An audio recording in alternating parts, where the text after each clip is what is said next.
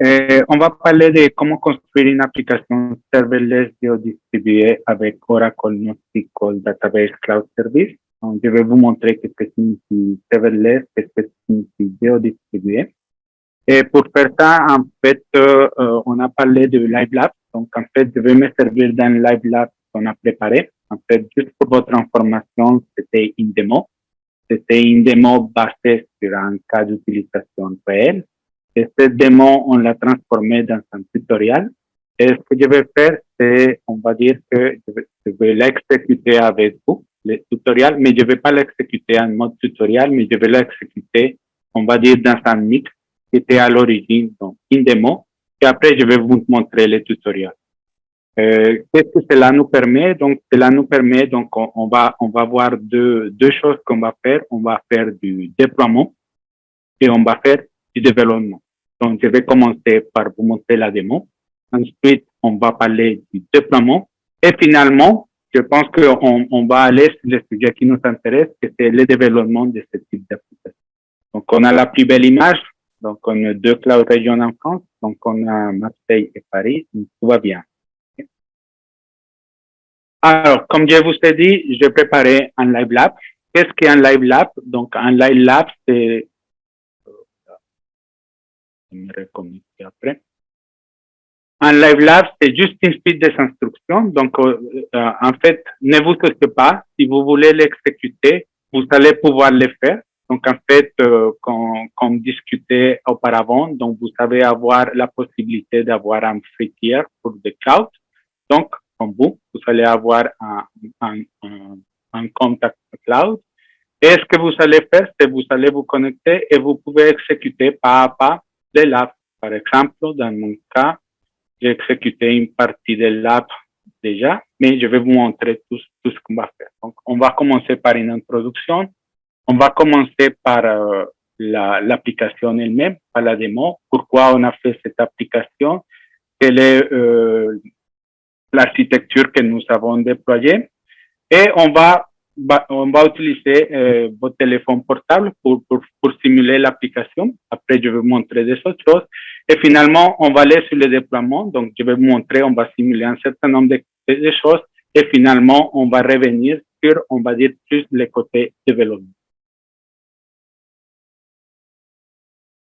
Je vous laisse lire un petit peu l'introduction. Donc, tout ça, c'est basé sur notre base de données NoSQL. Bon, qu'est-ce qu'une base de données NoSQL? Donc, j'espère que pour la plupart d'entre vous, qu'est-ce qu'on attend d'une base de données NoSQL? On attend qu'elle soit distribuée, qu'elle soit turn-off-in et qu'on puisse escaler.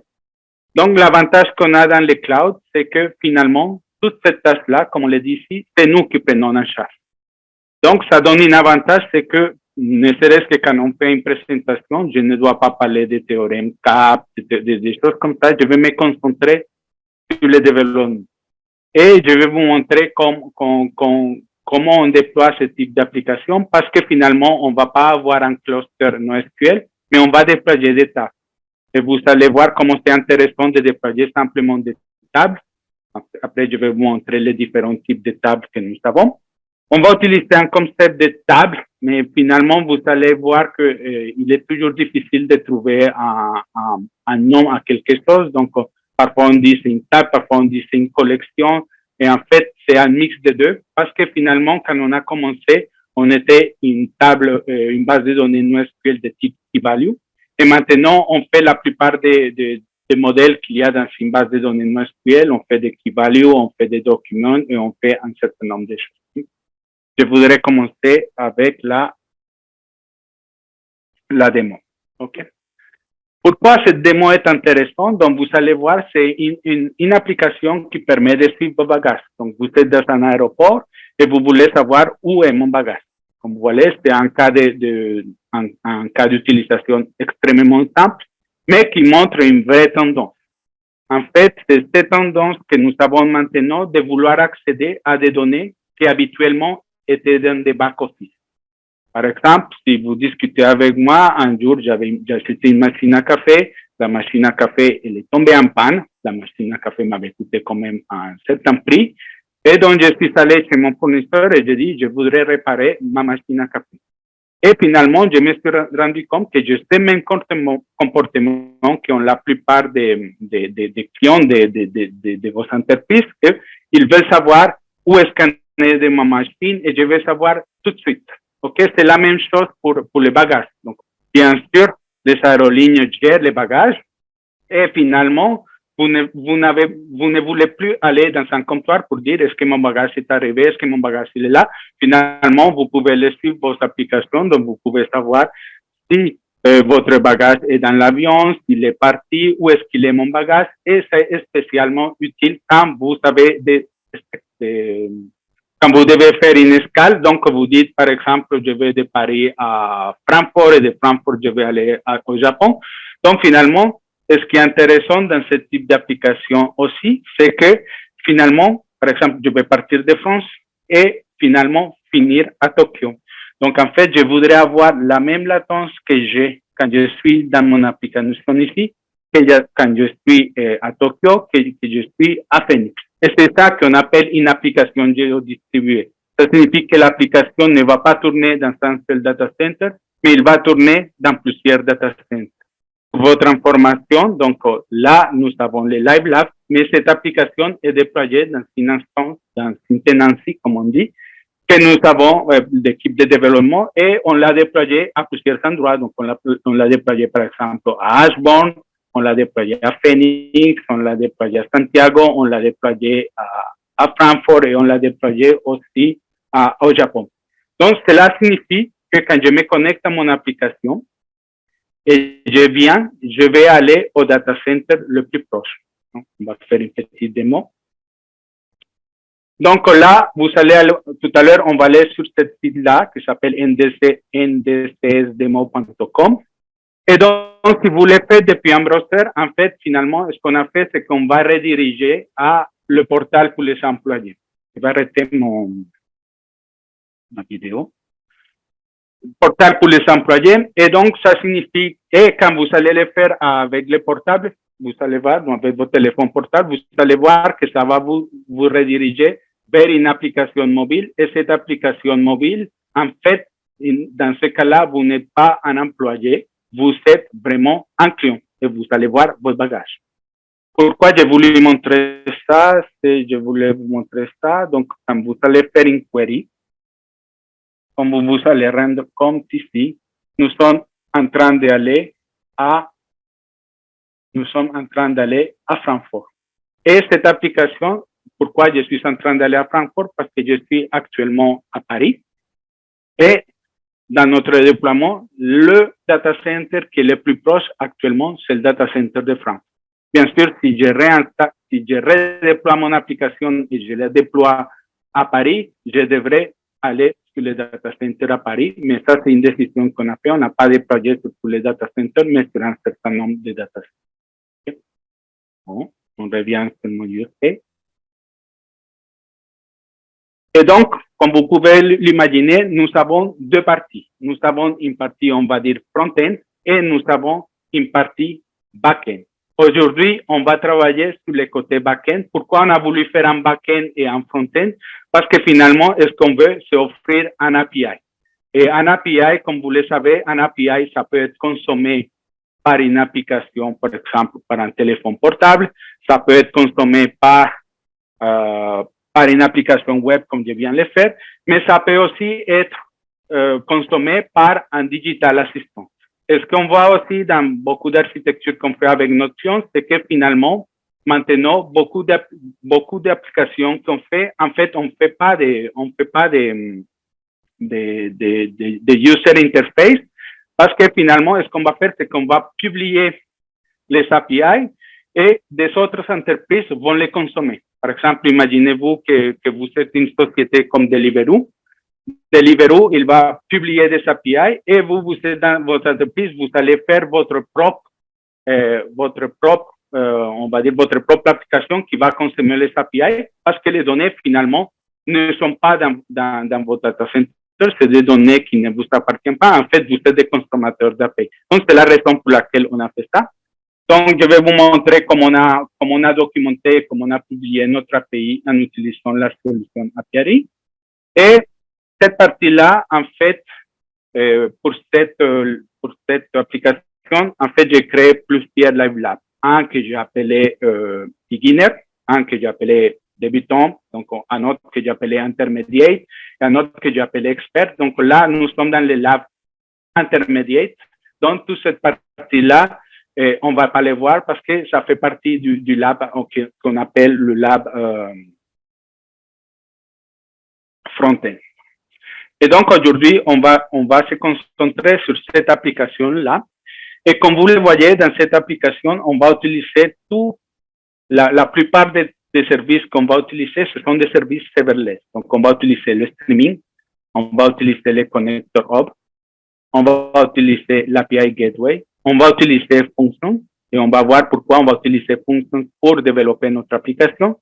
Donc, finalement, le seul endroit où on va développer, c'est dans les côtés Functions. On va voir qu'est-ce que NoSQL Cloud Service. En fait, c'est des tables, et on va vous montrer comment on déploie les tables et comment on fait la connexion entre Functions et NoSQL. Et pour l'automatisation, en fait, je vais utiliser Terraform. Donc, on va voir comment on déploie une table NoSQL en utilisant Terraform. Et pour que ça soit un peu plus graphique, j'aurais pu faire tout en Terraform. Mais l'idée, c'est qu'on va déployer l'API Gateway et on va déployer les connecteurs hub en utilisant l'interface que vous voyez comment ça fonctionne.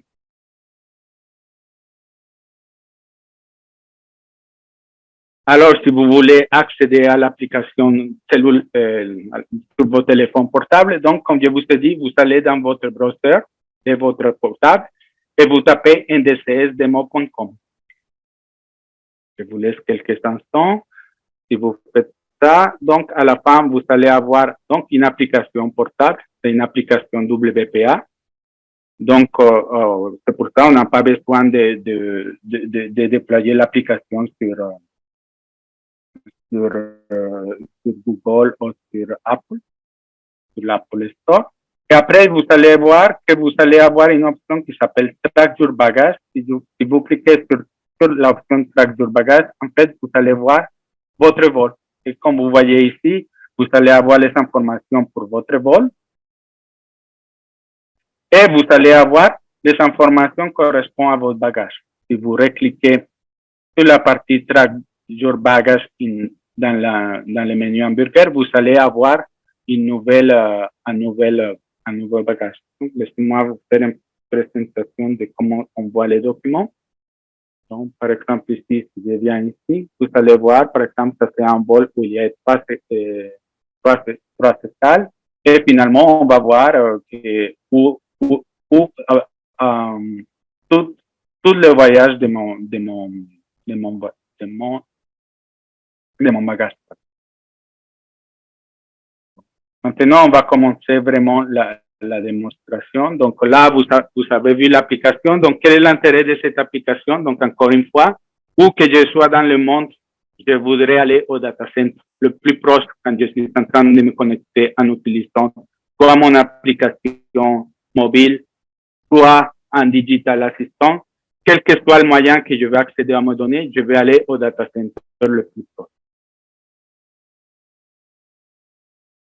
Alors, donc la première chose qu'on va faire, c'est dans tout ce type d'application, comme on l'a dit, je vous avais dit, c'est des données qui sont dans un backend. Donc, dans ce cas-là, mes données sont dans un backend. Ça signifie que quelque part dans le monde, j'ai une database opérationnelle. Et ce que je vais faire, c'est chaque fois qu'il y a une modification dans mon database opérationnelle, je vais l'envoyer sur un streaming. Et dans le streaming, je vais utiliser un connecteur hub qui va me permettre de consommer les messages pour les envoyer à fonction, les traiter et les insérer dans la base de données NoSQL. Et finalement, je vais publier un API qu'on va faire avec l'API Gateway. Je vais vous montrer quel est l'intérêt d'utiliser l'API Gateway dans mon cas par rapport à un développement que j'ai fait ici de mon REST service.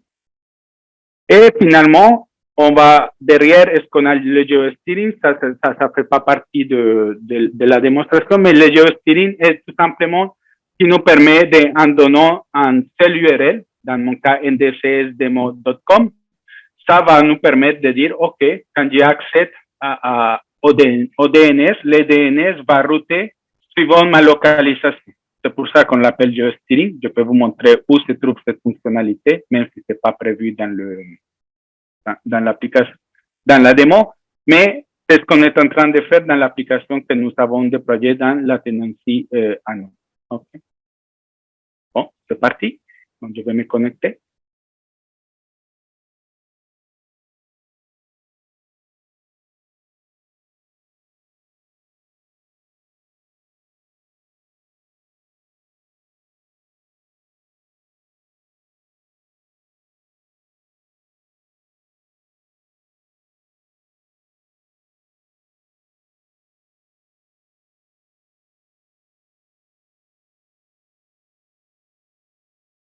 Alors, tout à l'heure, je vais vous montrer, mais comme je vous ai dit, j'ai préparé mon environnement. Ça signifie quoi? Qu'à un moment donné, j'ai déployé un certain nombre de composants et ces composants sont déjà là.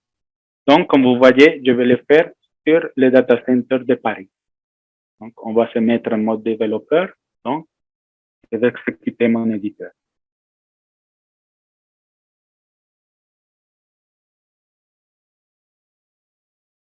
Maintenant, on va aller sur mes tables. Tout à l'heure, je vais vous expliquer. Donc, ici, vous avez la table où il y a mes informations. Avoir un select. Comme vous voyez, actuellement, il n'y a rien.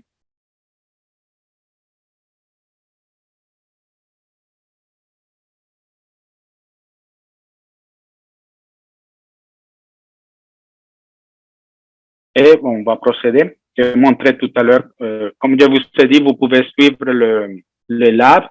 Donc, par exemple, pour créer un stream, on va suivre les instructions, on va aller dans le streaming et à la fin, on va créer un streaming et on va dire, OK, quelle est la rentation, quel est le nombre de partitions et quel est le throughput que je veux. Donc, dans ce cas-là, c'est combien de write et combien de read on va faire. Ça a été déjà présenté pendant la semaine, donc je ne vais pas faire un focus sur ça. Mais comme vous voyez ici, juste en cliquant en tout ça, j'ai déployé, on va dire, un cluster compatible Kafka sur lequel je vais recevoir des messages. Et le connecteur up, celui-ci, je vais vous montrer comment ça fonctionne. Donc, on va aller.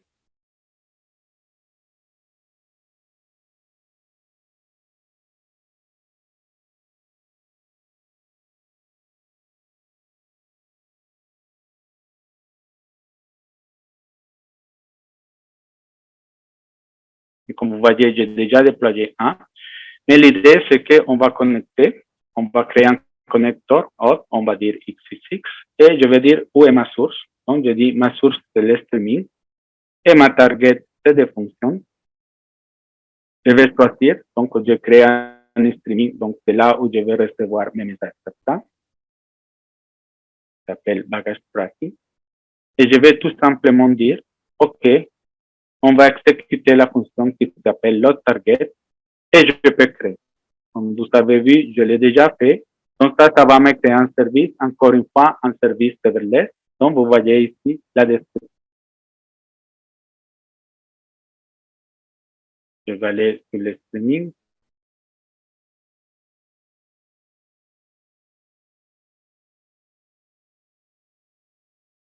Et comme vous voyez ici, j'ai un streaming. Qu'est-ce que je vais faire? Je vais utiliser cet endpoint pour simuler et on va envoyer des messages. Et finalement, ma fonction, je vais montrer tout à l'heure la fonction, elle va prendre les données et il va les publier sur la table que nous avons appelée démo. Et actuellement, comme vous le voyez ici, elle est vide. Bon, on va faire ça, et là. Alors, je vais vous expliquer pourquoi je fais ça. Donc, là, là. Et ça, ici,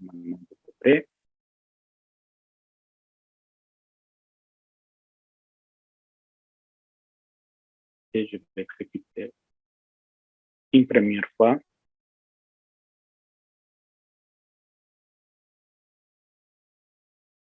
Alors, je dois l'exécuter une première fois et finalement, ce que je suis en train de faire, c'est créer un développeur pour débugger. Donc, comme vous voyez, je suis en train d'utiliser cette fonction et je suis en train d'invoquer mon application et je suis en train de l'envoyer un document JSON. Si vous voyez ça, c'est la tête du document JSON. Okay. Comme vous voyez, j'ai les informations qui concernent mon ticket et j'ai les informations concernant mon voyage. Pourquoi je dois l'exécuter une première fois? Parce que quand on a des services serverless, on a ce qu'on appelle le cold start. C'est-à-dire que la première fois, ça va prendre un peu plus de temps à démarrer. Donc, c'est pour ça qu'on le fait. Quand on est dans un système de production ou dans la vraie vie, finalement, je n'aurai pas une période d'inactivité de 30 minutes. Donc, finalement, cette première initialisation n'est pas nécessaire. Et bien entendu, pour améliorer ça, dans Function, je vais montrer, on a des options pour pouvoir accélérer ce qu'on appelle le cold start.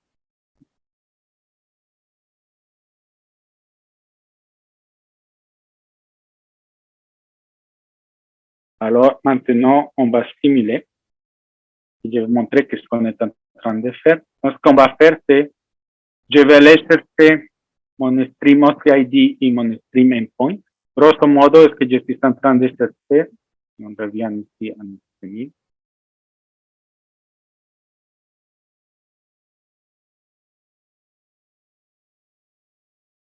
Ce que je vais chercher, c'est cet endpoint et le OCID.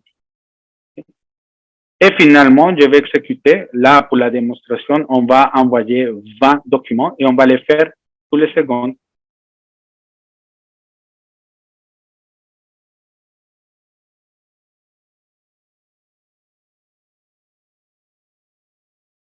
Et donc là, je fais le premier, donc je l'ai envoyé, je fais le deuxième, je l'ai envoyé.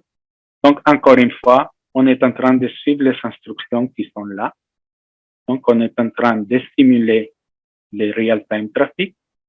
Et après, ce qu'on va aller, c'est on va aller dans notre code pour regarder les données qui arrivent au fur et à mesure. Donc, là, je vais diminuer ça. On va aller sur notre code.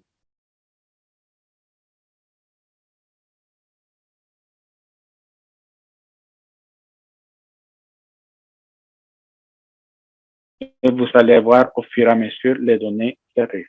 On va faire un count.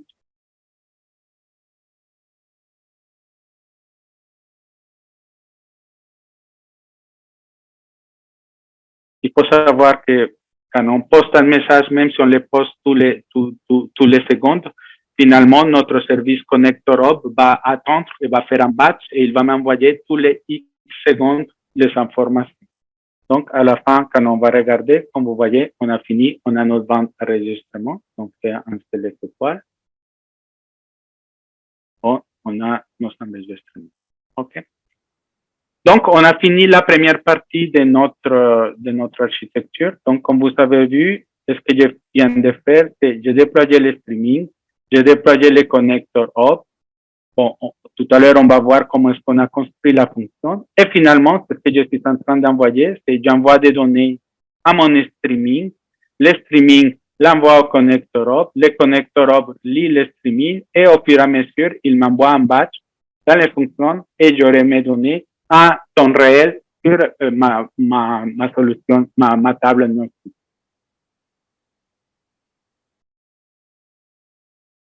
On va laisser passer. Et on va faire une autre petite simulation d'une autre manière. Je peux aller aussi dans le streaming.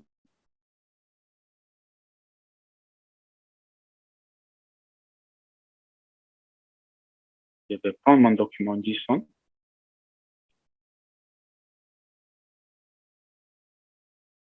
On minimise.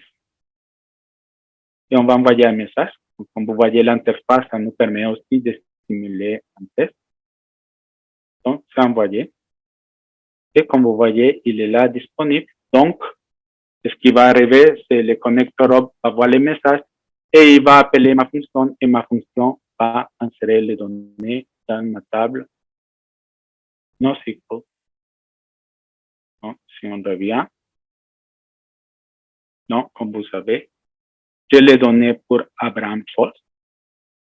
Et c'est exactement le document JSON que je viens de insérer. Maintenant, donc, comme je vous ai dit, donc, on a fait cette partie. Maintenant, je vais déployer avec vous l'API Gateway pour exécuter mon service REST que j'ai implémenté en utilisant fonction. Et enfin, à la deuxième partie, je vais vous montrer comment j'ai développé cette partie-là. Et pour celui-ci, on va les faire ensemble. Donc, on va suivre les instructions. Donc, normalement, je connais très bien les instructions. Donc, on va aller sur l'API Gateway.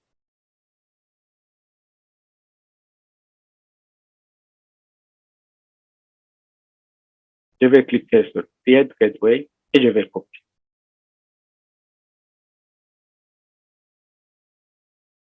Je vais dire que c'est public ou privé. Dans mon cas, c'est public parce que je vais l'exposer en Internet. Je choisis mon network. Et là, c'est une partie que je vais montrer même si je vais choisir le default. Et ça, c'est la partie qui est intéressante. Si vous vous souvenez, je vais le mettre ici.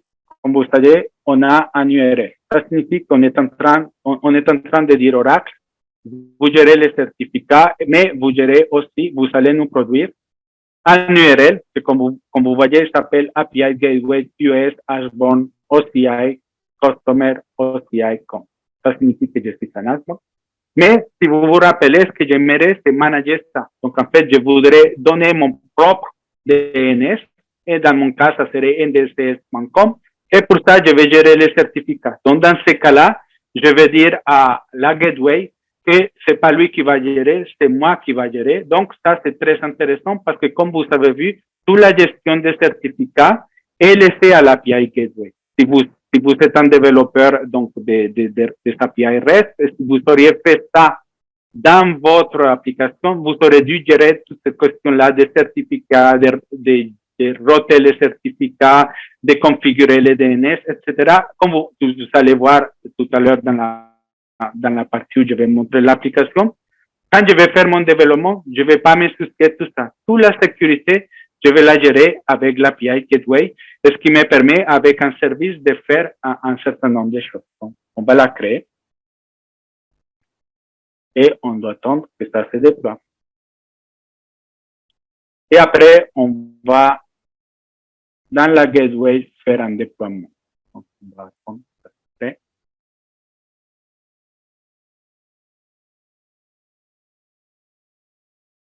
Il y a des questions que je ne peux pas regarder.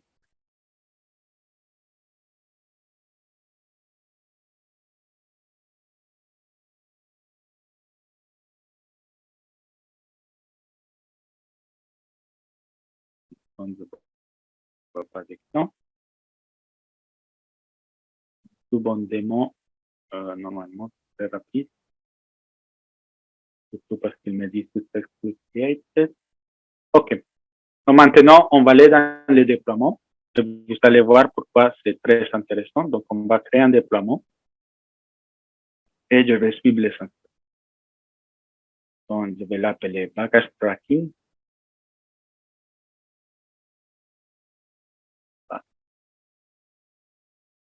Je vais dire que mon URL va commencer par /bagage-demo.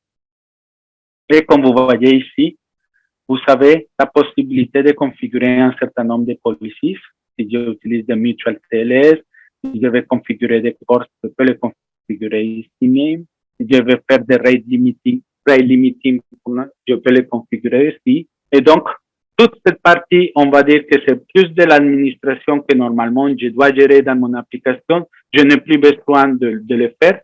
Je délègue ça à l'API Gateway, qui est un service, comme vous le voyez, complètement serverless. Je ne suis pas en train de déployer aucun serveur. Je suis en train juste de définir mon service. Ça, c'est la partie qui me semble le plus intéressante, c'est la gestion de l'authentification. Donc, comme vous voyez, on a un certain nombre d'options. Single authentication, multiple authentication, single authentication. Si vous vous rappelez avec Benjamin, pendant une des présentations, on a présenté qu'on a la possibilité de s'interfacer avec OpenID Connect. Et donc, toute cette gestion de configuration qui concerne tout ce qui est la sécurité, en fait, je suis en train de les déléguer à l'API Gateway et vous allez voir dans mon développement, j'ai juste besoin de répondre au message et tout ce qui est authentification, je l'ai bien délégué à la API Gateway. Pour notre application, pour notre démo, on va faire une authentification. Je dois revenir ici pour bien faire les. Et je vais choisir slash API. Ce que cela signifie, c'est que tout ce qui commence par bagage démo et peu importe ce qu'il y a après dans mon URI, je vais le passer à mon backend. Donc, là, je suis en train, maintenant, je vais configurer mon backend et mon backend va être de type, on peut avoir un backend de type HTTP, ça signifie par exemple si je déploie sur un cluster Kubernetes, pas en utilisant HTTP, je vais rediriger le trafic vers mes clusters, mais dans mon cas, on est en train de faire des Oracle Functions. Encore une fois, je vais sélectionner mon application et je vais appeler, pardon, non load target, mais demo API. On va regarder si j'oublie quelque chose. Oui, je peux dire quelles sont les méthodes que je déploie. Je peux dire all ou je peux dire tout simplement je fais du get. On va faire next. Après, on a une récapitulation de tout ce qu'on a fait et je vais déployer. Comme vous voyez, j'avais la possibilité de créer un stack. Un stack, c'est un script Terraform que je pourrais déployer. OK. Donc, on va attendre que ça déploie. Et après, on va les tester.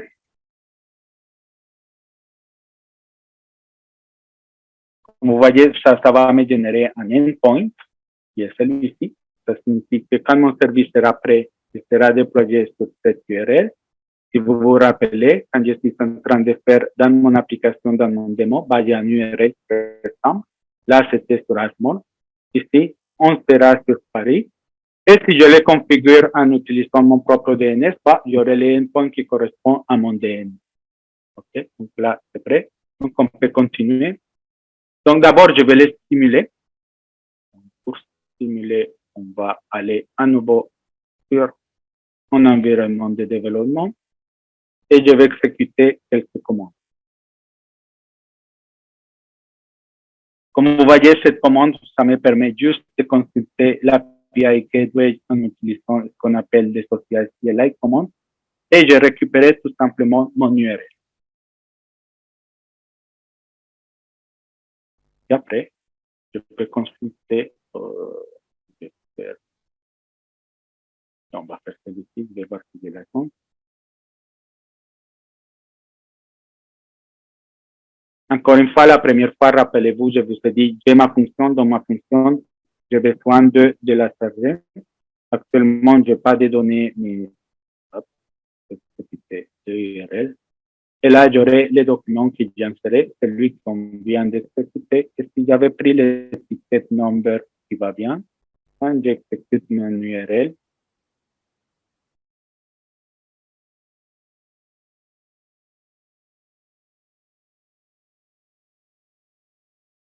vous allez voir, donc ça correspond au ticket que j'ai envoyé pour Abraham Fass. On va continuer un petit peu et je vais montrer. Tout à l'heure, je vous ai dit que j'avais documenté en utilisant Apiary. Donc, si on clique là, en fait, on va avoir la documentation qu'on a fait pour notre API. Donc, comme vous voyez, j'ai un endpoint qui fait get last back location. Et comme vous voyez ici, je peux aller sur la console et dire finalement, je vais l'exécuter depuis ici. Et j'aurai les données. Donc, je peux avoir, comme vous voyez ici, j'ai la description et il est capable de me dire s'il y a des différences par rapport à ma description. Donc, dans cet outil API, je peux faire un certain nombre de choses qui sont très intéressantes, mais c'est pas ce que je dis. Ça, c'est la réponse. Et je peux le faire pour tous les API. Après, finalement, ce qu'on peut avoir, c'est un document Swagger. Et comme vous voyez, ce que j'avais fait ici, c'est que j'ai importé ce document Swagger. Et donc, finalement, je peux l'exécuter depuis où je veux. Donc, vous voyez ici, je suis en train d'exécuter et ici, j'ai les documents. Et là, on peut changer. Et dans ce cas-là, ici, je suis en train d'exécuter depuis Ashburn. Et ici, dans mon API, je suis en train d'exécuter depuis Francfort et je suis en train d'exécuter la même application sur les mêmes données.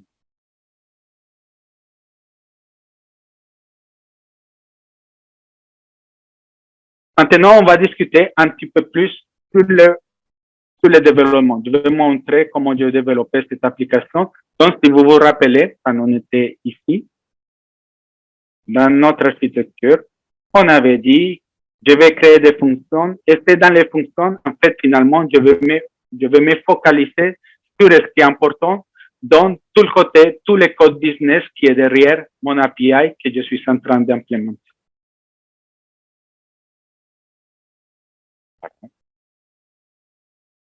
Donc, je vais dans mon environnement de développement.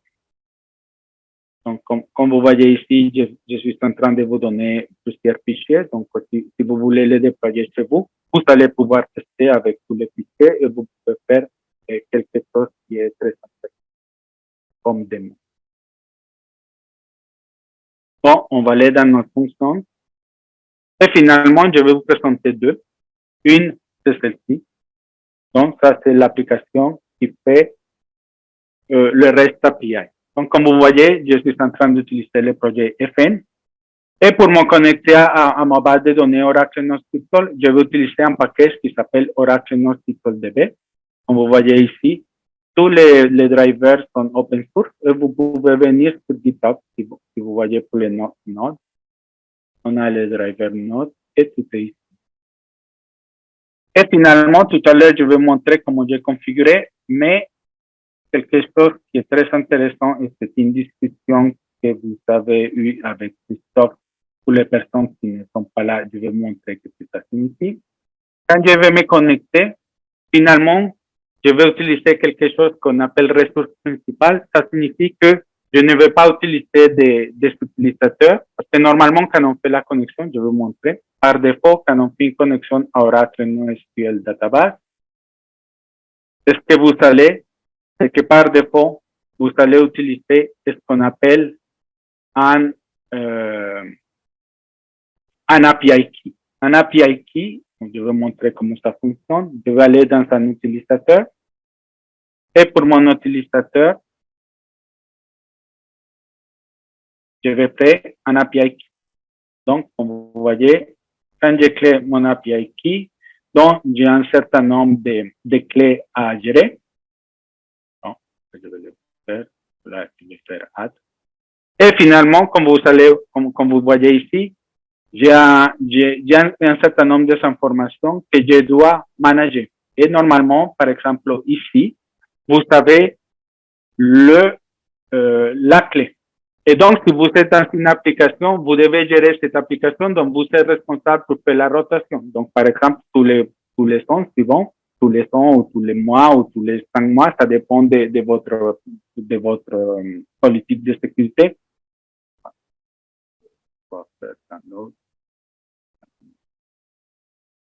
Et là, je génère un autre et je dois aller changer ma configuration. Bien sûr, je peux mettre ça dans un key vault, mais à chaque fois, je dois faire cette rotation. Et ce qui est intéressant avec OCI, c'est que nous avons la possibilité d'avoir ce qu'on appelle des groupes dynamiques. Je vais montrer comment ça se crée. Et donc, plutôt de passer par un utilisateur comme je suis en train de faire, en fait, finalement, est-ce que je vais créer un groupe d'applications. Ça, on est en train de les gérer. Oups, pardon. Oui. Donc, je vais montrer mon script Terraform. En fait, je suis en train de dire que je vais créer un groupe dynamique. Et en fait, je suis en train de dire tout ce qui est dans l'API Gateway, dans un compartiment, ou tout ce qui vient des fonctions sont dans les mêmes groupes. Et à ce groupe-là, je vais donner un certain nombre de privilèges. Et comme vous voyez ici, bon, là, j'étais un peu large. Je suis en train de donner les privilèges à tout le monde. Je vais vous montrer un autre exemple où je suis un peu plus restrictif. Et je suis en train de donner juste les privilèges de manager tout ce qui est dans la NoSQL family. Ça signifie qu'ici, je donne à cette dynamique group juste la possibilité de créer des tables NoSQL, de modifier des tables NoSQL, de passer des tables NoSQL.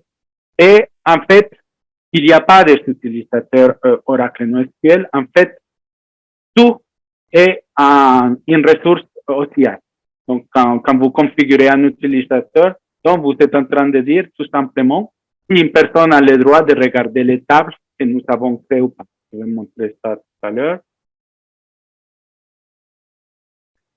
Et donc, si on revient à mon exemple, cela, ça me permet de faire des applications qui se connectent très facilement, sans besoin de gérer des crédentials, sans besoin d'avoir des passwords, sans besoin de changer de password, etc. Donc, je vais montrer une autre petite application qui est très sympathique à Node.js ici.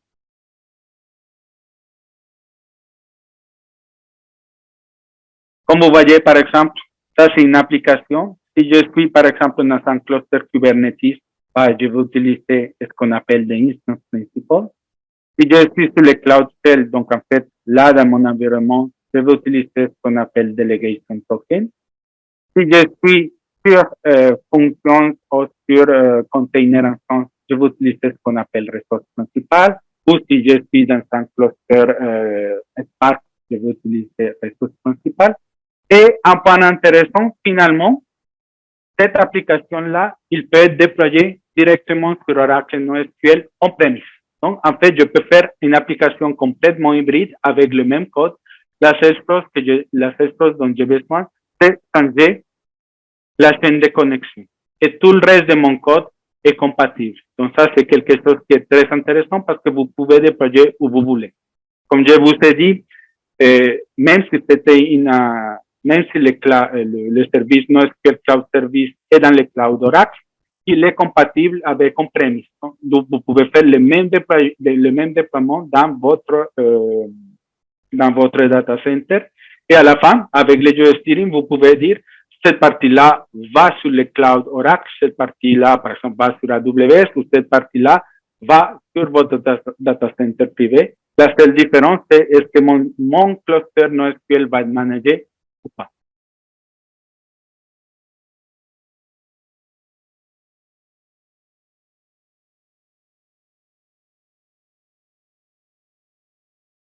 Bon.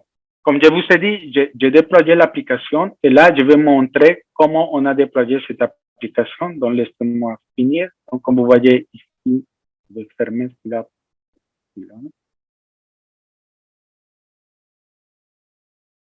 Nous sommes là. Comme vous voyez ici, j'ai mes 5 points, j'ai mon ticket number. Et ce que je vais faire, c'est ici, je vais exécuter mon application. Bon, là, le code, il est fait pour un tutoriel. Donc, comme vous voyez, il y a des choses qui ne sont pas faites. Donc, dans le tutoriel avancé, ce qu'on fait, c'est qu'on va développer avec vous toute cette partie-là. Et donc, vous allez avoir une vraie compréhension de comment on développe un NoSQL. Mais comme vous voyez, ça, c'est simple. Donc là, on va utiliser des commandes select. C'est pas de SQL. Dans le monde NoSQL, il y en a plusieurs variantes de SQL. Par exemple, si vous allez à Cassandra, il y a SQL. Si vous allez à Kafka, il y a Kafka SQL. Si vous allez à Kurzweil, il y a SQL++. Nous avons appelé ça SQL, mais c'est un SQL. Tout à l'heure, je vais montrer l'intérêt de ce type de SQL. En fait, c'est un mix entre un SQL et des JSON Query. Et finalement, je vais montrer comment on a fait le streaming. Donc, là, l'intérêt, c'est cette fonction, je l'ai fait en JavaScript, et cette fonction, je l'ai fait en Python. Donc, comme vous voyez ici, j'ai la même chose.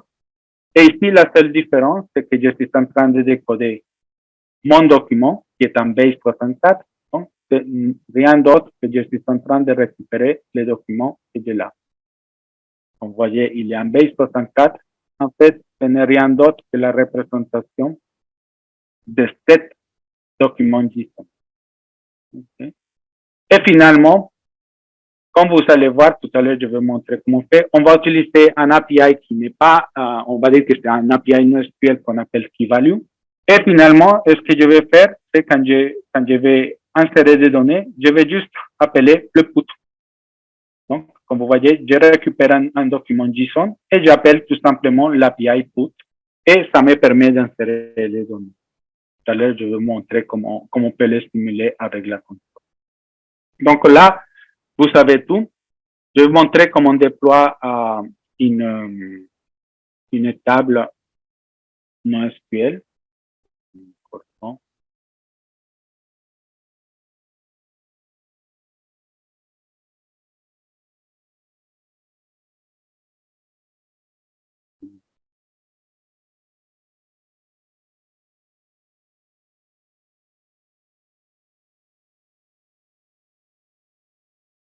Alors, tout à l'heure, je vais vous montrer avec l'interface graphique, mais je vais commencer avec Terraform.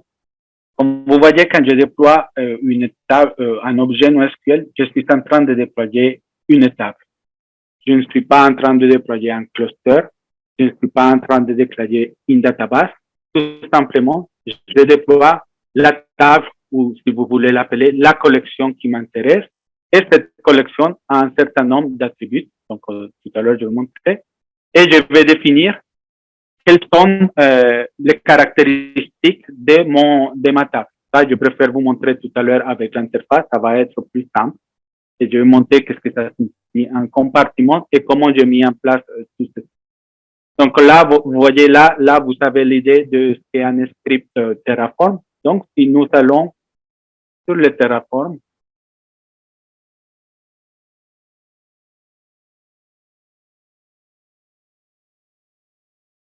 comme je vous avais dit, dans ma démo, j'ai déployé un script Terraform et finalement, ça m'a déployé toutes les ressources dont j'avais besoin. Donc, tout à l'heure, je vous ai dit, j'ai déployé mon groupe dynamique, j'ai déployé mon policy et j'ai déployé mes deux objets qui sont des tables NoSQL. Si pour une raison, j'ai besoin de faire une modification, bah, j'ai juste besoin de changer mon script Terraform. Par exemple, imaginez-vous que je vais ajouter quelque chose de plus à ma table.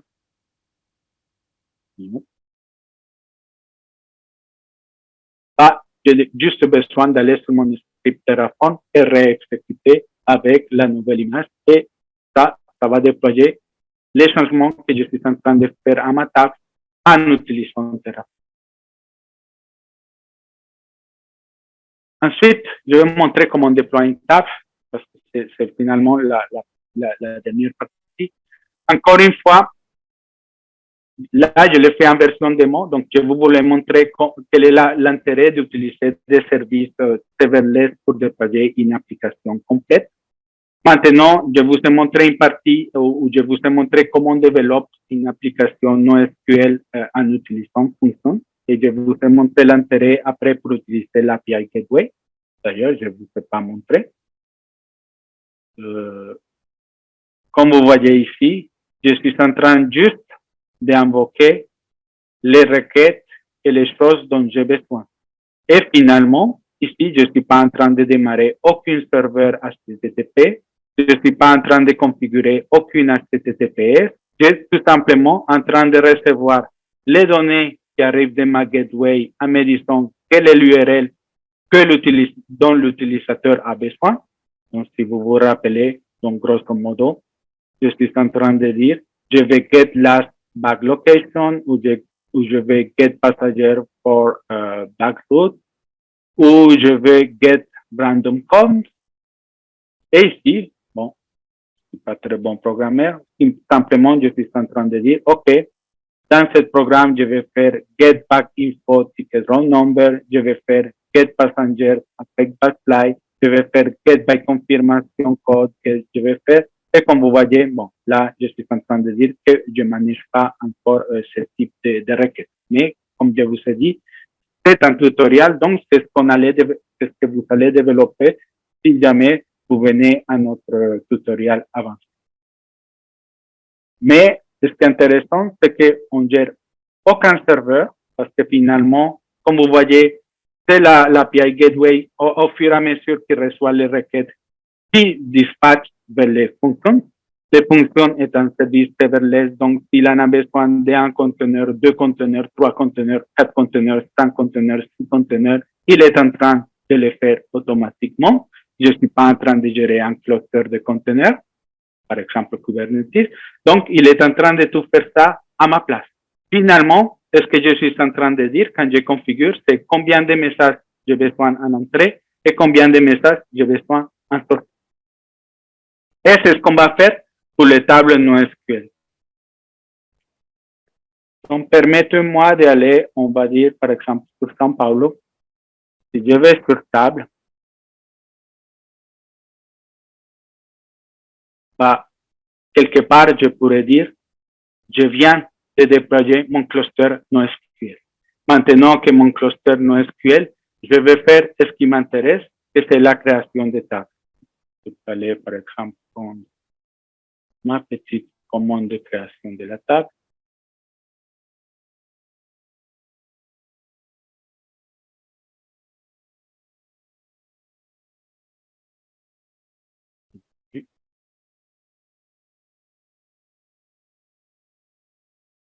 OK, là, j'ai ma table.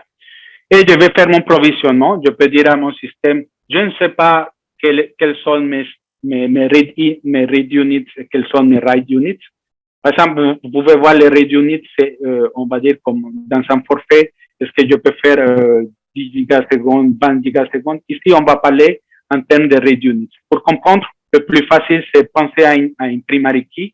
Quand vous faites une requête par primary key, vous allez faire un read unit. Et quand vous allez écrire utilisant une primary key, vous allez faire un write unit. Donc, vous allez définir quelle est la capacité que vous avez besoin. Par exemple, ici, on va dire ici. Et je vais demander 1 giga de stockage. Encore une fois, je peux dire, je n'en sais rien. Donc, à ce moment-là, le système va gérer ça pour vous. Et pour la démo, je vais créer. Je peux sauvegarder comme un stack ou je peux créer.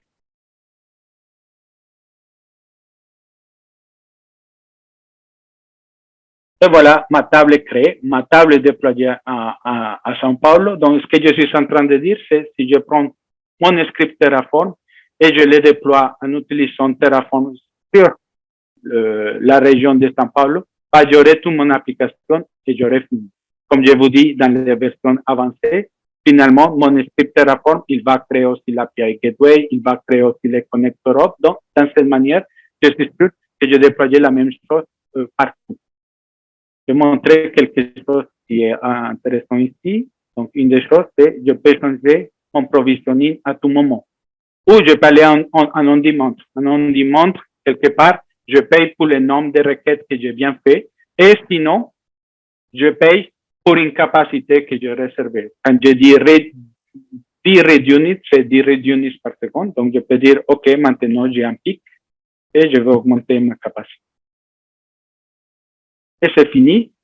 Combien de CPU j'ai besoin pour faire ça? Je ne sais pas. Combien de nœuds dans mon cluster j'en ai? Je ne sais pas. C'est à Oracle de gérer, comme je vous ai dit au début, c'est à Oracle de gérer tout ce qui est le scale-out, le monitoring et le tuning. Moi, tout simplement, je demande ce dont j'ai besoin et nous, on gère cette partie-là.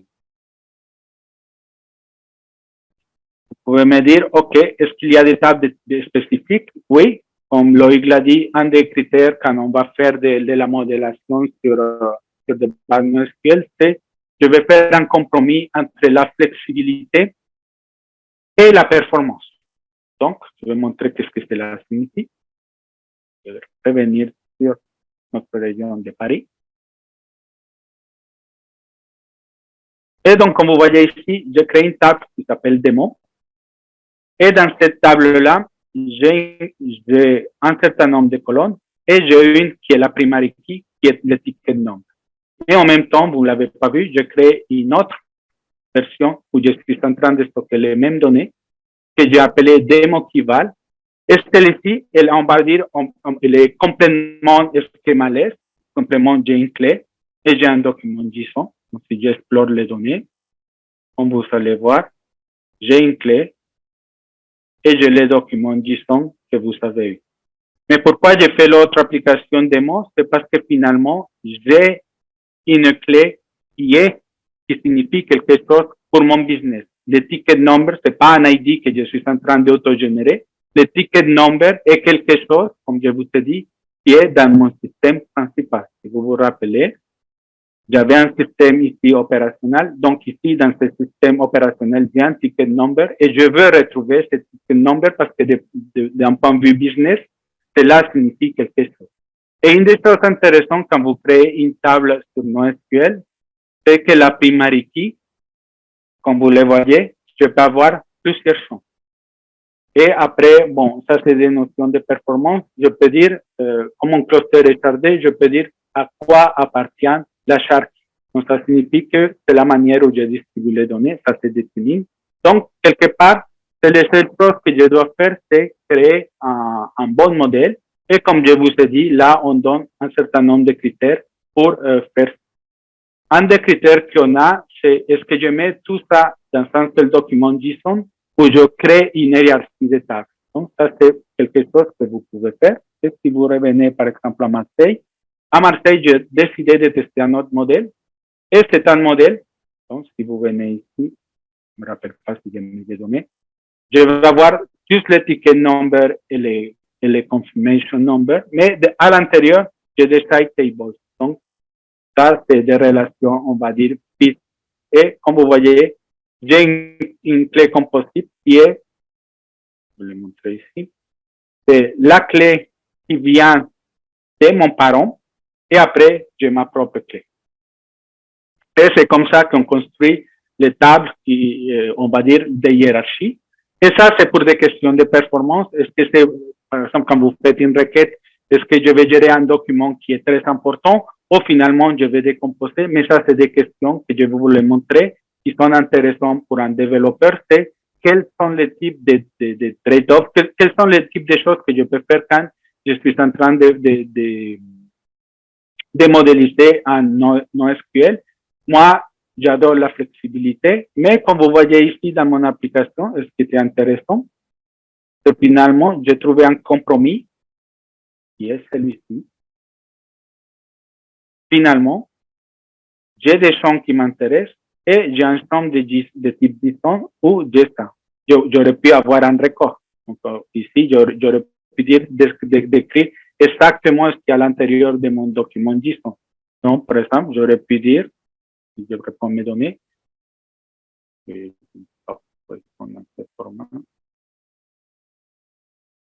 j'aurais pu dire, j'ai un document qui s'appelle backinfo qui est un arrêt, que cet arrêt est constitué de, etc., etc. Donc, j'aurais pu complètement définir ça. Donc, si nous allons dans notre lab, c'est ce que je présente ici.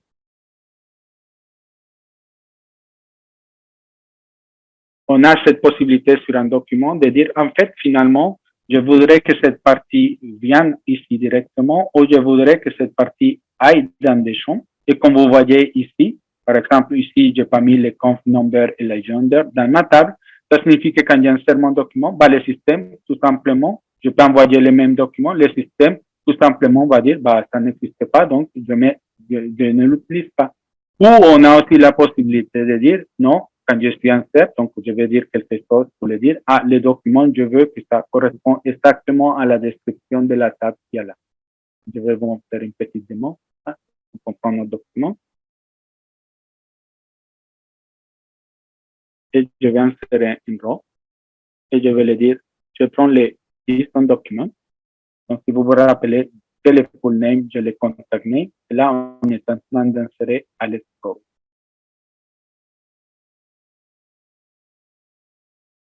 Et comme vous voyez, mon document JSON a été décomposé. Et ici, j'ai mon document JSON. Vous pouvez me dire, OK, mais ça signifie que j'ai des tables, j'ai des colonnes, j'ai des rows. Et c'est là où je vous dis, en fait, pour nous, une table, c'est une collection de records qui ont la même description. Donc, pour comprendre ça, je vais vous faire une petite chose. Par exemple, si j'utilise cet opérateur, $U,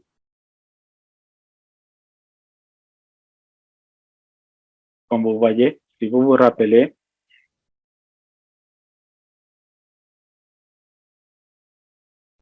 voilà. Vous voyez, j'avais des tables.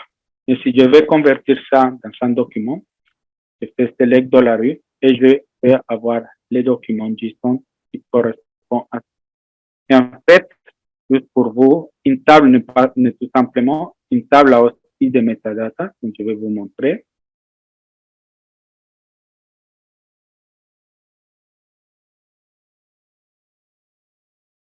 Donc, j'ai la ligne, j'ai mon document et j'ai aussi un certain nombre on va dire, de variables qui sont pour gérer mon enregistrement. Et par exemple, je peux savoir quelle est la dernière modification. Je peux avoir quelque chose qu'on appelle l'expiration time. Je peux avoir la version. Donc là, maintenant, c'est moins utile, mais si vous savez travailler avec des bases NoSQL, vous savez que parfois on fait un get, on prend tout le document, on le modifie en mémoire et on fait un put. Et donc, finalement, on voudrait faire ce qu'on appelle de optimist locking. Donc, en utilisant cette version, ça me permet de faire de l'optimist locking. Ça signifie que quand je fais retrieve, quand je vais faire mon update, je vais demander de faire l'update si ça correspond à la version que j'ai. Et nous faisons la gestion de la version automatiquement pour vous. Mais ce qui est intéressant, c'est que maintenant, quand vous utilisez par exemple un update, je peux updater juste une partie. Par exemple, je peux ajouter un nouvel enregistrement à un arrêt. Donc, je peux faire tout ce nombre de choses. Donc, maintenant, on a moins besoin de ce type de versionning. Donc, quand vous utilisez l'API 100%, on va dire key value, vous devriez faire ce genre de choses. Maintenant qu'on a mis entre notre API key value et notre API SQL, on peut faire un certain nombre de choses intéressantes. Bon, dans mon use case, ce qui est intéressant ici, comme vous voyez, c'est que je peux dire j'ai un time to live de days. Donc, finalement, je peux dire mes données ont une durée de vie. Et le système va automatiquement gérer ça. Donc, vous n'avez pas besoin de faire un système batch pour modifier, pour dilater les environnements. Vous dites simplement, je vais maintenir mes documents pendant une journée. Je pense que c'est les valeurs qui étaient là et je vais insérer à nouveau la ligne. Oh.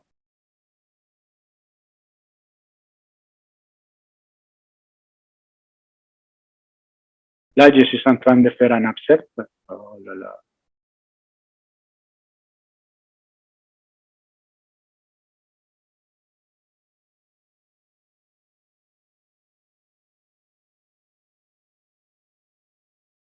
Et maintenant, quand j'exécute ma requête,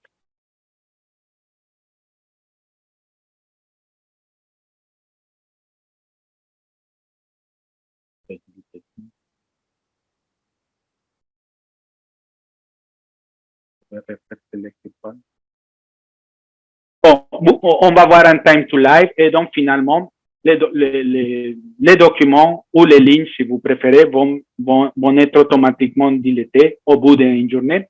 Et ce qui est intéressant pour mon use case, parce que finalement, quand on revient ici, on va dire que dans mon use case, j'ai des données qui viennent de mon système opérationnel et finalement, je n'ai pas besoin de stocker ça pour faire des analyses parce que tout est dans mon système opérationnel. J'ai des utilisateurs qui sont dans le monde qui veulent regarder les balises où sont leurs bagages, mais leurs bagages, ils ne vont pas regarder leurs bagages d'il y a un mois, ils vont les regarder les bagages actuels. Donc, dans cette manière-là, je peux optimiser les coûts de ma base NoSQL en demandant à NoSQL de me gérer ce type d'informations. Quand je fais le déploiement, je n'ai pas mis ça parce que, comme vous voyez, c'est une démo. Donc, si je fais la démo aujourd'hui, j'insère les données et au bout d'un jour, ils ne sont plus là, je dois recommencer à insérer des données. C'est la raison pour laquelle je lui ai dit que je n'avais pas, que je voulais que les données persistent.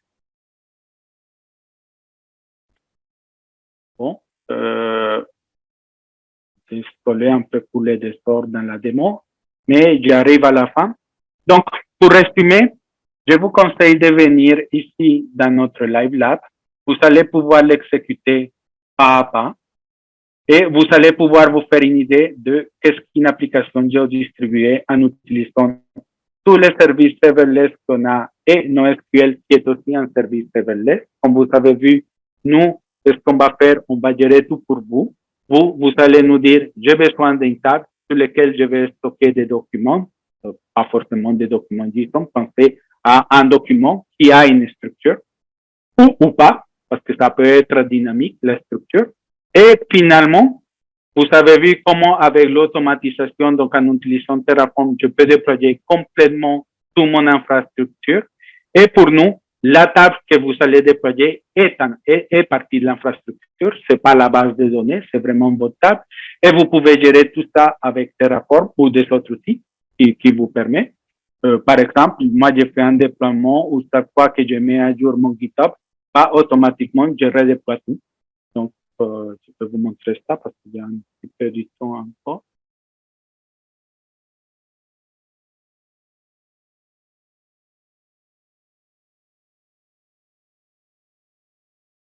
Par exemple ici, chaque fois que je commit, donc finalement, je vais changer la structure de mes tables en utilisant les commandes OCI CLI. Et à la fin, je vais déployer dans mon cluster Kubernetes la nouvelle version de mon application. Et donc, vous pouvez suivre pas à pas. Là, je ne voulais pas exécuter tout pour vous montrer l'intérêt d'utiliser l'API Gateway, de montrer l'intérêt d'utiliser les connecteurs hub, de vous montrer la démo et vous montrer comment, avec très peu de code, on a fait quelque chose qui est très pratique. Comme vous avez vu, pour mon API Gateway, j'ai dit à l'API Gateway de gérer tout ce qui était la sécurité, de gérer tout ce qui était les throughput, etc. Et tout simplement, ils ont appelé ma fonction. Et dans ma fonction, la seule chose que je dû faire, c'est développer le côté business de mon application. Je ne me suis pas soucié pour démarrer des serveurs HTTP, pour gérer des HTTPS, pour gérer des certificats, rien du tout. Je me suis focalisé tout simplement sur ce dont j'avais besoin. Mon service streaming, je l'ai déployé et j'ai un serveur Kafka, un cluster Kafka compatible où je peux envoyer des messages. Et mon service off, ça m'a permis tout simplement de dire, OK, chaque fois qu'il y a un message dans le streaming, vous allez appeler ma fonction. Dans ma fonction, je peux faire des transformations. Pendant la démo, je vous ai montré le code, il était très simple et je ne faisais pas de transformations et j'insérais directement sur la base de données NoSQL.